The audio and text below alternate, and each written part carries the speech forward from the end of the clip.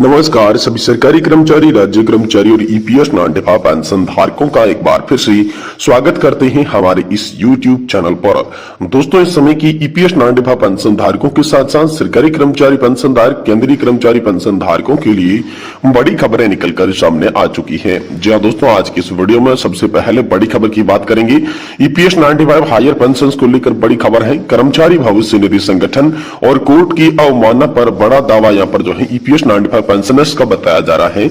इसके बारे में दोस्तों आज की इस वीडियो के अंदर संपूर्ण रूप से जानकारी आप सभी को देने की कोशिश करेंगे। वहीं दोस्तों आप सभी के लिए ब्रेकिंग न्यूज निकल कर आ रही है। पेंशन धारकों की 6 बड़ी मांगों के ऊपर लग चुकी है मोहर। इस गोवा की बैठक में आई आप सभी के लिए रिपोर्ट। जी दोस्तों, फाइनली 33वीं यहाँ पर बैठक हो चुकी है। इसमें दोस्तों आप सभी के लिए रिपोर्ट सामने आई है। तो पेंशन धारकों की 6 मांगों के ऊपर यहाँ पर मोहर लग चुकी है। तो कौन कौन से 6 मांगों के ऊपर मोहर लगी है, इसके बारे में दोस्तों आज की इस वीडियो के अंदर संपूर्ण रूप से जानकारी आप सभी को देने की कोशिश करेंगे। साथ ही साथ दोस्तों केंद्रीय कर्मचारियों के लिए यहाँ पर जो है ओपीएस बहाली पर आई बड़ी खबर। अंतिम बेसिक का 50% पेंशन, 18 माह का एरियर और 8वें वेतन आयोग के प्रस्ताव को लेकर हाल फिलहाल में बड़ी खबर निकलकर आ चुकी है। इसके बारे में भी दोस्तों आज के इस वीडियो के अंदर संपूर्ण रूप से जानकारी सभी पेंशन धारकों को दी जाएगी। साथ ही साथ दोस्तों सरकार ने लागू की पुरानी पेंशन योजना। जी हाँ दोस्तों, पुरानी पेंशन योजना की बहाली को लेकर बड़ा अपडेट है, जिसमें दोस्तों यहाँ पर आप सभी के लिए आवाज उठाई गई। अन्य संगठनों ने भी इसका समर्थन किया। तो आखिरकार पुरानी पेंशन योजना को लेकर क्या बड़ी खबर आ रही है, इसके बारे में भी दोस्तों आज के इस वीडियो के अंदर संपूर्ण रूप से आप सभी को जानकारी देने की कोशिश करेंगे। साथ ही साथ दोस्तों पेंशन पर आई तमाम बड़ी अपडेट को यहाँ पर जानने की कोशिश करेंगे, जिसमें दोस्तों पेंशन धारक ये भी कह रहे हैं कि यहाँ पर जो है चुनाव के लिए यहाँ पर वोट मांगने आने से पहले यहाँ पर सरकारों को संशोधित वेतनमान एरियर का भी भुगतान करना पड़ेगा। अमर उजाला की रिपोर्ट के तहत बड़ी खबर आप सभी के लिए निकलकर सामने आ चुकी है। तो संपूर्ण जानकारी आप सभी को विस्तार से इस वीडियो के माध्यम से दी जाएगी, इसलिए आप सभी पेंशन धारकों से निवेदन है कि दोस्तों आज की इस वीडियो को आप लास्ट तक जरूर देखिएगा। तो चलिए बिना किसी देरी के खबरों का सिलसिला शुरू करते हैं। और इससे पहले आप सभी से निवेदन करना चाहेंगे कि दोस्तों अगर आप हमारे चैनल पर पहली बार आई है तो दोस्तों हमारे चैनल को आप सब्सक्राइब कर दें। साथ ही वीडियो को लाइक करके अपने पेंशन धारक मित्रों दोस्तों के साथ शेयर जरूर करें। देखिए दोस्तों यहाँ पर पहली बार की बात करें तो दोस्तों ईपीएस नान-डिफा हायर पेंशन पर ईपीएफओ कोर्ट की अवमानना का बड़ा दावा बताया जा रहा है। जहां दोस्तों सुप्रीम कोर्ट के फैसले के बाद ईपीएस पेंशन मामले की यात्रा पर पेंशनर्स इंद्रनाथ ठाकुर ने पूरी पड़ताल करने पर एक पोस्ट किया। इस पोस्ट में दावा किया गया कि 4 नवंबर 2022 को सुप्रीम कोर्ट ने पेंशनर्स के पक्ष में बहुत ही साहसी निर्णय और न्याय दिया है। वहीं कुछ सवाल भी उठाए गए हैं। लिखा है कि विशेषज्ञों द्वारा कुछ खामियां भी देखी गई है, तो इस तरह शंका से इनकार नहीं किया जा सकता। फिर शुरू हुआ दोस्तों असली खेल। ईपीएफओ ने अदालत के आदेश में देरी करके उसे भी गड़बड़ कर दिया। जी दोस्तों, इससे ईपीएफओ साइट पर अफरा तफरी मच गई। कोर्ट द्वारा दी गई समय सीमा के 4 महीने के बाद लिंक उपलब्ध होने के बाद उन्हें पीपीओ लिंक बजाय यूएन लिंक कर दिया, जो कि 2018 तक सेवानिवृत्त लोगों के लिए सक्रिय नहीं था। सोशल मीडिया पर ईपीएस नान-डिफा हायर पेंशन को लेकर उठाए गए मुद्दों पर यह भी कहा गया कि उन्होंने एक्टिवेट लिंक को भी बेकार कर दिया और किसी भी प्रतिष्ठान में कोई भी बदलाव नहीं करने पर मौखिक निर्देश जारी कर दिया। इस सारी उथल पुथल में पेंशन भोगियों को भारी मानसिक और शारीरिक दबाव का सामना करना पड़ा और सबसे पहले विकल्प प्रपत्र को 10 से अधिक स्थानों पर भेज दिया गया। फिर दोस्तों ऑनलाइन फाइलिंग के दौरान त्रुटि संदेश के कारण उसे ठीक करने के लिए मदद मांगना, प्रतिष्ठानों के कर्मचारियों को काफी मानसिक और शारीरिक दबाव झेलना पड़ा। साथ ही दोस्तों केरल हाईकोर्ट का भी बड़ा फैसला आया था। फिर दोस्तों केरल हाईकोर्ट के फैसले आने के बाद ऑनलाइन लिंक एक ही दिन में काम करने लगा।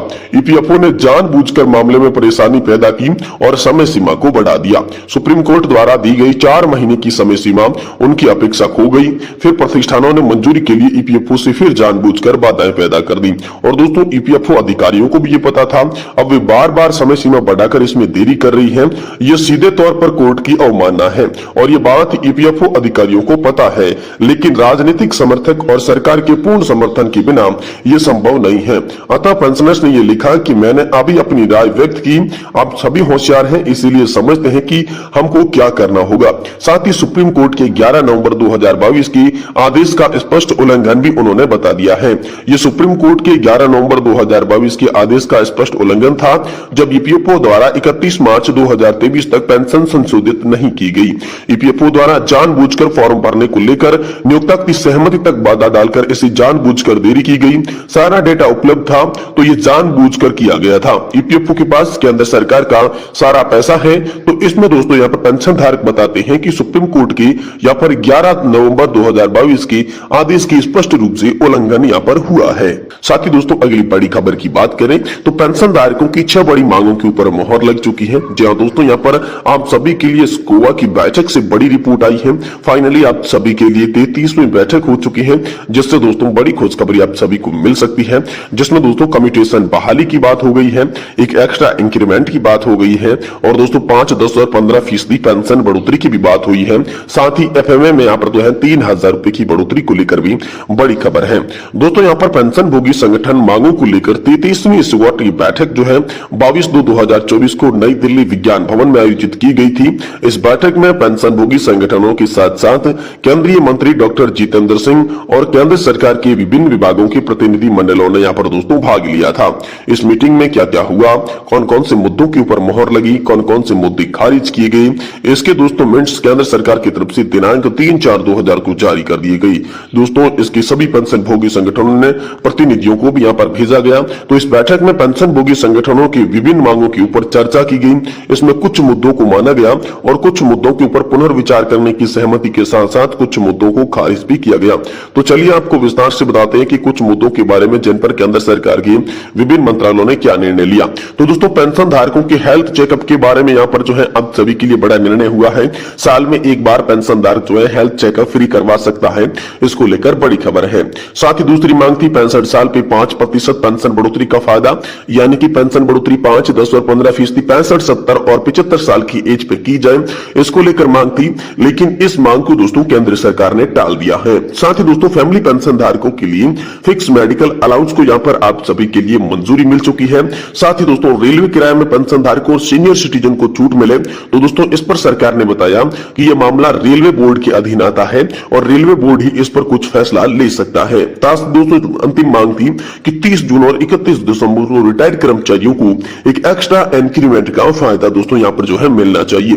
तो इस बैठक में दोस्तों आप सभी के लिए नेशनल इंक्रीमेंट का मुद्दा उठाया गया और पेंशन भोगी संगठन कहते हैं कि ऐसे 1 साल की अवधि पूरी कर लेते हैं, इसलिए 31 जुलाई यहाँ पर 1 जुलाई और 1 जनवरी के इंक्रीमेंट का फायदा देना चाहिए। तो सुप्रीम कोर्ट ने भी इस फैसले को दिया, लेकिन सरकार ने कहा कि जो भी सुप्रीम कोर्ट का फैसला जिसके पक्ष में आया है उनको लाभ मिल गया है। साथ ही दोस्तों अगली बड़ी खबर की बात करें तो यहाँ पर आप सभी के लिए पुरानी पेंशन योजना को लेकर आप सभी के लिए बड़ी खबर निकलकर सामने आ चुकी है। जी दोस्तों सरकार ने लागू की ओपीएस। तो दोस्तों अब मोदी यहाँ पर जो है अब मोदी सरकार ने केंद्र सरकार में काम करने वाली सभी कर्मचारियों को अपनी सरकार की वृद्धावस्था पेंशन भुगतान का विकल्प दिया है। कर्मचारी 31 अगस्त तक अपनी पेंशन का चयन करना शुरू कर सकते हैं, चाहे वे पुराने पेंशन के तहत लाभ लेना चाहते हो या राष्ट्रीय पेंशन योजना के तहत। योजना के इसके लाभ लेना आप सभी के लिए बहुत ही आसान कर दिया है। दोस्तों यहाँ पर जो है ओपीएस पर सुप्रीम कोर्ट का नया आदेश भी आया है।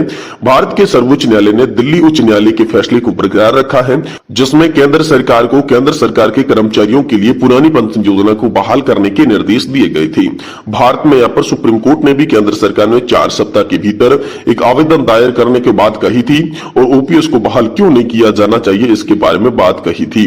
दोस्तों एससीआई के मामले में फरवरी 2024 में आगे की सुनवाई के लिए सूचीबद्ध किया गया है। केंद्र सरकार ने कहा है कि वह सुप्रीम कोर्ट के आदेश का पालन करेगी और निर्धारित समय सीमा के भीतर आवेदन दाखिल करेगी।